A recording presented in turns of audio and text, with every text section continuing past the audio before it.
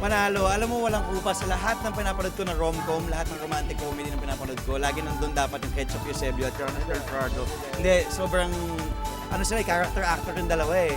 Talagang, I mean, pag medyo napapansin mo, sa lahat ng pelikula, sila yung pampakumpleto sa Ricardos.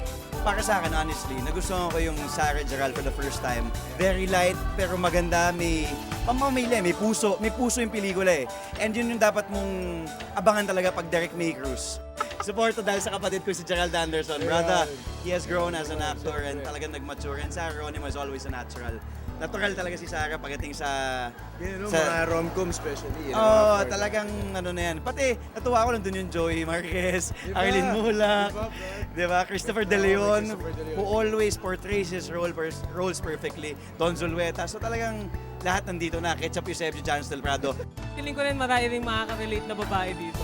Kasi nakakatuwa yung story. At